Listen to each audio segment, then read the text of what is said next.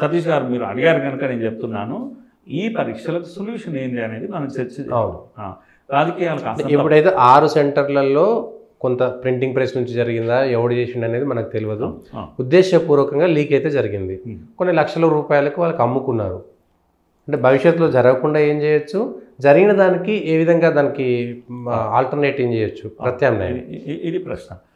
మొదటి ప్రశ్న ఏంటంటే లీక్ అనేది ఈ రోజు కూడా ప్రూవ్ కాలేదు.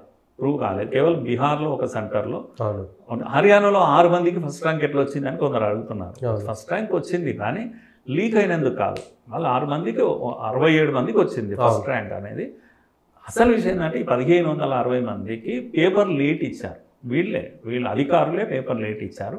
పిల్లలకు లేట్ అయిందని చెప్పేసి వాళ్ళు డిమాండ్ చేస్తే వాళ్ళకు గ్రేస్ మార్కులు కలిపారు. కోర్టు చెప్పింది కలిపాక ఇప్పుడు ఏమైంది, 67 మందికి ఫస్ట్ ర్యాంక్ వచ్చింది ఆ మార్కులతోటి.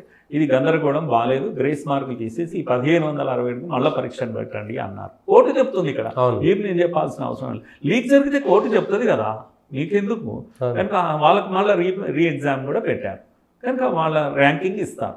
నేనేమంటున్నా అంటే దేశమంతా చాలా మంది పరీక్షలు రాసి 24 లక్షల మందిలో ఈ 1500 పక్కకు పెట్టండి. మిగతా వాళ్ళంతా కూడా, ఒక అమ్మాయి ఏమన్నా ట్విట్టర్లో రాసింది, నాకు మార్కులు 650 వచ్చినాయి, 720కి 650 చిల్లర వచ్చినాయి, నాకు 29వ ర్యాంక్ వచ్చింది. ఇదే మార్కులకు 650 మార్కులకు లాస్ట్ టైం 5000 ర్యాంక్ వస్తుండే, గవర్నమెంట్ సీట్ వస్తుండే. నాకు 29వ ర్యాంకు గవర్నమెంట్ సీటు రాదు, 29,000 వచ్చింది, నాకు రాదు. So I have not failed in my life, it is the system which has failed me. System నన్ను ఫెయిల్ చేసింది. ఇది కరెక్ట్. ఆ అమ్మాయి ఇప్పుడు ఆ అమ్మాయి అక్కడ రాసింది కదా, మీరు ఈ 1500 కొరకు నీట్ను రద్దు చేయండి, తల తీసేయండి అని చెప్తున్నారు. మరి ఇప్పుడు ఆ అమ్మాయి ఏం కావాలి? వస్తుంది, ఇప్పుడు కూడా ఆమెకు సీట్ వస్తుంది. ఆమె చేస్తే గవర్నమెంట్ రావడం లేదు.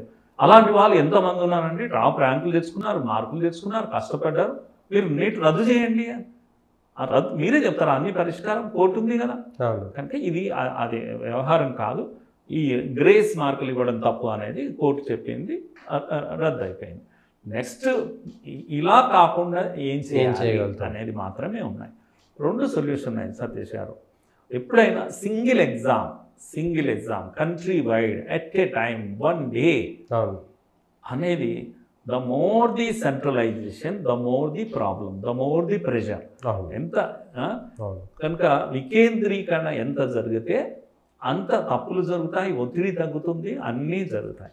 అందుకే నా పాయింట్ ఏంటంటే, దెర్ ఆర్ మోడల్స్. చైనా ఉంది, చాలా జనాభా ఉంది, అయినా సరే ఇదే ఎగ్జామినేషన్ వాళ్ళ దగ్గర 12 లక్షల మంది 13 లక్షల మంది రాస్తారు. వాళ్ళు మన దగ్గర 24 లక్షలు రాస్తారు. రేపు మోడీ 26% నుంచి 50% చేస్తా అంటున్నారు. అంటే జీఆర్ ఇంకా పెరుగుతుంది. పోయినసారి 20 లక్షలు రాసింది, ఇప్పుడు 24 లక్షలు, రేపు 30 లక్షలు రాస్తారు, రేపు ఇంకా 50 లక్షలు రాస్తారు. అయితే ఒకటే రోజు ఒకటే గంటలో మొత్తం పెట్టుకుంటూ పోతారా? ఎలా పెడతారా? సాధ్యం కాని విషయం. కనుక యుఎస్లో వాళ్ళు వరల్డ్ వైడ్గా పరీక్ష పెడతారు, శాట్ అని ఏదో పేరు మీద పెడతారు. వాళ్ళు ప్రపంచమంతా వచ్చి రాస్తారు, అయినా 12 లక్షలే రాస్తారు వాళ్ళ దగ్గర. అయితే ఆ పరీక్ష ఏం చేస్తారంటే సంవత్సరంలో 3 సార్లు పెడతారు. ఇదే పరీక్ష పెడుతుంటారు, రాసే వాళ్ళు రాస్తుంటారు, వాళ్ళకు ఇచ్చే ర్యాంక్ వాళ్ళకి ఇస్తుంటారు, వచ్చి వాళ్ళ అడ్మిషన్స్ పొందుతూ ఉంటారు. మనం కూడా ఎందుకు డీసెంట్రలైజ్డ్ మెథడ్లో పెట్టొద్దు? ఒకే పూట పెట్టి ప్రజలందరినీ ఒత్తిడి చేసే కన్నా కనుక మనకు ప్రత్యామ్నాయ మార్గాలు వెతుక్కోవడం. ప్రశ్నాపత్రం కూడా మారాలి. ప్రశ్నాపత్రంలో 4 మల్టిపుల్ ఛాయిస్ ఇచ్చేసి టిక్ కొట్టుకుంటూ పోవాలి. 4 మార్కులు, ఒక రైట్ అయితే 4 మార్కులు, తప్పు పోతే మైనస్ మార్కు. ఇదంతా కాకుండా ఆలోచింపజేసే ప్రశ్నలు ఇవ్వాలి, వాడు ఆలోచించి రాయాలి, పుస్తకంలో దొరకకూడదు.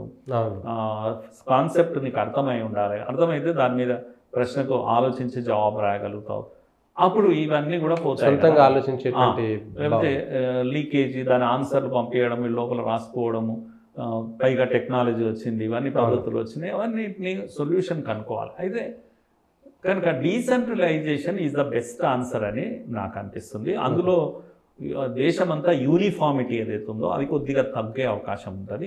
దాన్ని ఎలా కేర్ తీసుకోవాలి, ఏ రాష్ట్రానికి కూడా అన్యాయం జరగకుండా ఎలా తీసుకోవాలి. ముఖ్యంగా ఇప్పటికి కూడా మన పరీక్షల లోపం ఏంటంటే 60 నుంచి 70% మంది పట్టణ ప్రాంత పిల్లలకి ఈ సీట్లు వస్తున్నాయి.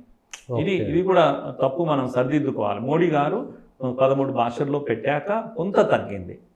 అంతకుముందు 80% పైన వచ్చేది, ఇప్పుడు 70%కి వచ్చింది. గ్రామీణులు కూడా వస్తున్నాయి.